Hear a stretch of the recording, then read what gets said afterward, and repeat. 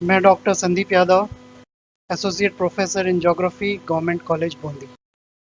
आज का हमारा जो टॉपिक है वो है प्लेट विवर्तनिक सिद्धांत। ये बड़ा रोचक टॉपिक है। इससे पहले जो हमने पढ़ा था वो था वेगनर का महाद्वीपीय विस्थापन सिद्धांत। बहुत सी बातें वेगनर अपने सिद्धांत में क्लियर नहीं कर पाए थे, जिसको प्लेट विवर्तनिक सिद्धांत ने साबित कर दिया और वेगनर की थ्योरी को एक तरीके से प्रमाणित कर दिया। पृथ्वी के स्थलीय भाग दृढ़ भूखंड को प्लेट कहते हैं। मॉर्गन के अनुसार संपूर्ण स्थल मंडल 6 मुख्य एवं 14 छोटी प्लेटों से निर्मित है। यह प्लेटें अपने घूर्णन ध्रुव के चारों ओर गति करती हैं। इन प्लेटों की गति की संपूर्ण प्रणाली को प्लेट विवर्तन कहते हैं।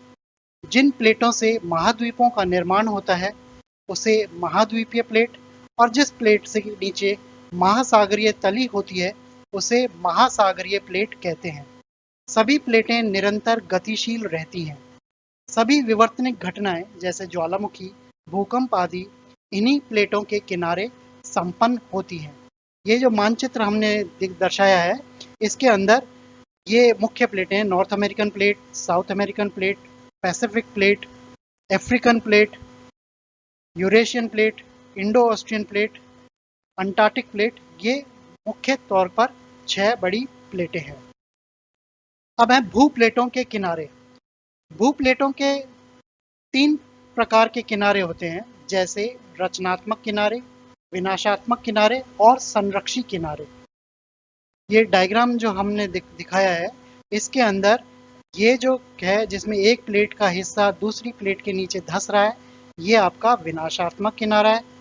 ये बीच का हिस्सा यहाँ जहाँ से दोनों प्लेटें एक दूसरे से दूर खिसक रही हैं, ये है रचनात्मक किनारा।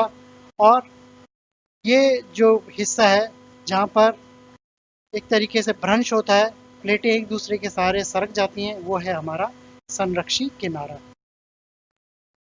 रचनात्मक किनारे। जब दो प्लेटें विपरीत दिशा में गतिशील होती हैं तो पृथ्वी के अंदर से तप्त तरल मैग्मा ऊपर आकर नई ठोस परत का निर्माण करता है, अर्थात दो प्लेटों के मध्य नए पदार्थ की रचना होती है। इसीलिए इसे रचनात्मक प्लेट किनारा कहते हैं। ज्वालामुखी इस प्लेट के किनारों पर स्थित होते हैं। ये जो चित्र है इसके अंदर देखिए, ये दोनों प्लेटें एक दूसरे से विपरीत दिशा में सरक रही हैं, जिसके कारण नीचे से तप्त लावा ऊपर की तरफ में आ रहा है और वो ठंडा होकर नई सतह का निर्माण करता है। इस हाथों वाले चित्र में अगर आप देखें तो दोनों हाथ एक दूसरे से सटे हुए हैं। जब इनको दूर खींच देते हैं, एक दूसरे से अलग करते हैं, तो बीच की जो गैप या रिक्तता जो आती है उसको भरने के लिए लावा नई सतह का निर्माण करता है। विनाशात्मक किनारे। जब दो प्लेटें आमने सामने आती हुई टकराती हैं तो भारी प्लेट का किनारा हल्की प्लेट के नीचे चला जाता है और नष्ट हो जाता है, इसलिए इसे विनाशात्मक किनारा कहते हैं।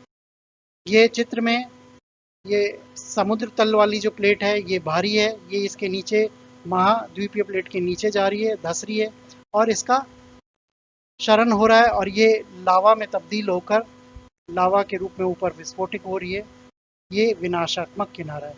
इस हाथ वाले चित्र में अगर हम देखें तो दोनों हाथों को एक दूसरे के जब नज़दीक लाएंगे तो उंगलियां जैसे मुड़ने लगती हैं।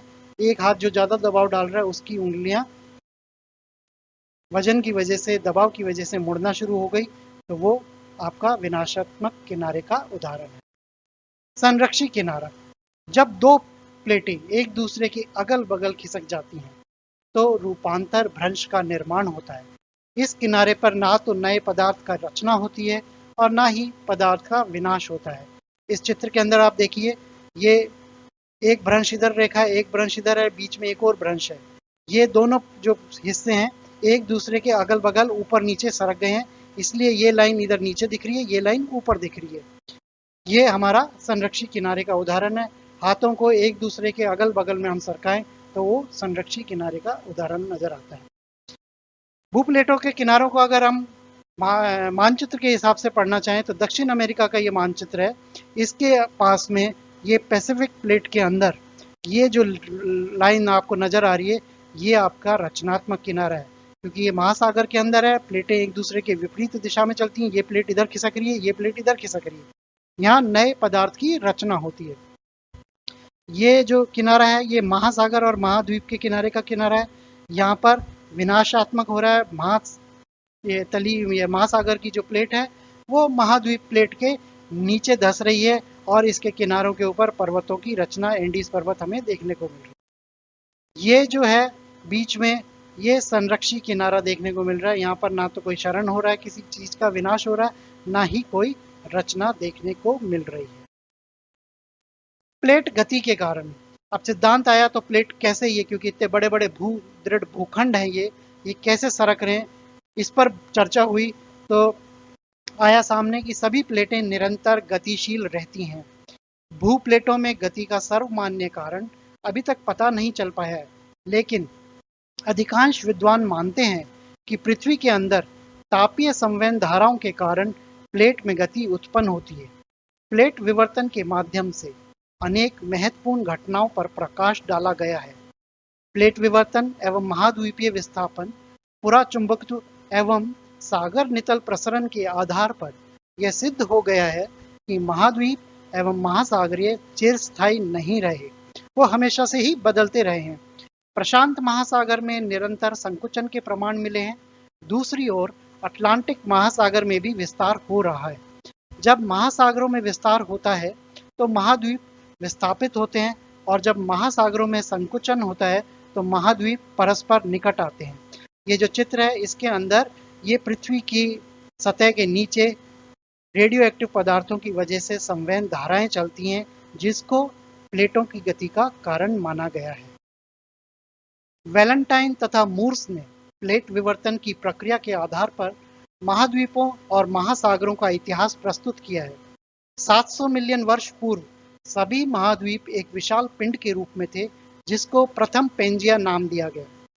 600 से 500 मिलियन वर्ष पूर्व प्रथम पेंजिया का विभाजन हो गया और वो दो टुकड़ों में बट गया। ऊपर उत्तरी जो हिस्सा था वो उसका अंगारा लैंड कहलाया, दक्षिणी हिस्सा गोंडवाना लैंड कहलाया। प्लेट गति के कारण 300 से 200 मिलियन वर्ष पूर्व सभी महाद्वीप द्वितीय पेंजिया के रूप में पुनः मिल गए। जुरासिक युग में द्वितीय पेंजिया का विभाजन हुआ और अफ्रीका, उत्तरी एवं दक्षिणी अमेरिका दूर हटने लगे। आज से लगभग 50 लाख वर्ष पूर्व सभी महाद्वीप वर्तमान अस्तित्व में आए। ये जो चित्र नीचे दर्शाया गया है ये इसी भूगर्भिक इतिहास के बारे में दर्शाया गया है कि किस प्रकार से पेंजिया का विभाजन हुआ और वर्तमान महाद्वीप अस्तित्व में आए।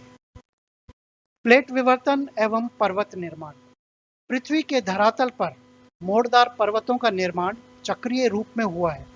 भूप्लेटों का संयोग 3 प्रकार से होता है, अतः पर्वत निर्माण भी 3 रूपों में देखने को मिलता है। महाद्वीप से महाद्वीपीय प्लेट का अभिसरण। जब दो महाद्वीपीय प्लेटें परस्पर निकट आते हुए टकराती हैं, सो संपीड़न के कारण बीच वाले भाग में वलन पड़ने से पर्वतों का निर्माण होता है, जैसा कि मेसोजोइक युग में यूरेशियन और इंडियन अफ्रीकन प्लेटों के मध्य अभिसरण से टेथिस भूसन्नति का मलबा वलित होकर आल्प्स हिमालय पर्वतों के रूप में बदल गया। ये जो नीचे चित्र है इसमें ये दो प्लेटें, यूरेशियन प्लेट और African plate, Indo African plate आपस में जब टकरा रही हैं तो ये टेथिस भूसन्नति का मलबा वलित होकर पर्वतों के रूप में तब्दील हो गया। महाद्वीप से महासागरीय प्लेट का अभिसरण। जब एक महाद्वीप तथा दूसरी महासागरीय प्लेटें आपस में टकराती हैं तो बाहरी महासागरीय प्लेट का किनारा महाद्वीपीय प्लेट के नीचे चला जाता है। इससे संपीड़न बल के कारण तटों के बीच जमे अवसाद में वलन पड़ने से पर्वतों की रचना होती है। पैसिफिक व अमेरिकन प्लेटों के अभिसरण से उत्तरी व दक्षिणी अमेरिका के पश्चिमी तट पर रॉकीज व एंडीज पर्वतों का निर्माण हुआ। ये पैसिफिक प्लेट का किनारा दक्षिणी अमेरिका प्लेट के नीचे धस रहा है, इसके कारण किनारे पर जो मलबा था वो वलित होकर एंडीज पर्वतों के रूप में तब्दील हुआ। महासागर से महासागरीय प्लेटों का अभिसरण। जब दो महासागरीय प्लेट आपस में टकराती हैं तो एक प्लेट का पटल दूसरी प्लेट के नीचे चला जाता है, जिससे उत्पन्न संपीड़न बल के कारण द्वीपीय चाप एवं द्वीपीय तोरण के पर्वत उत्पन्न होते हैं। जापान द्वीपीय चाप में 3000 से 4000 मीटर ऊंचे पर्वत इसी प्रकार बने हैं। प्लेट विवर्तन सिद्धांत के द्वारा पर्वत निर्माण की चक्रीय प्रणाली स्पष्ट हो जाती है। भूवैज्ञानिक इतिहास में अब तक 4 पर्वतीकरण के युग आए हैं: कैम्ब्रियन युग, कैरिडोनियन युग, हर्सिनियन युग और अल्पाइन युग। ये जो चित्र दर्शाया है, इसके अंदर एक महासागरीय प्लेट दूसरी महासागरीय प्लेट के नीचे धंस रही है, जिसके कारण ये पर्वतीय महाद्वीपीय चाप और महाद्वीपीय तोरण इसमें नजर आए। ये जापान का जो रचना हुई है वो इसी प्रकार से देखने को मिलती है। प्लेट और ज्वालामुखी क्रिया। पृथ्वी के धरातल पर ज्वालामुखियों के वितरण से स्पष्ट होता है कि ज्वालामुखी 3 क्षेत्रों में पाए जाते हैं: रचनात्मक किनारों पर, विनाशात्मक किनारों पर और भ्रंश घाटियों के साथ। जब 2 प्लेट विपरीत दिशा में गति करती हैं तो आंतरिक भाग का लावा दरार के द्वारा बाहर आता है और ठंडा होकर नई ठोस परत का निर्माण करता है। इसके विपरीत जब 2 प्लेटें आमने सामने टकराती हैं तो बाहरी प्लेट का किनारा गहराई में जाकर पिघल जाता है और पिघला हुआ लावा धरातल के ऊपर प्रकट होकर ज्वालामुखी को जन्म देता है।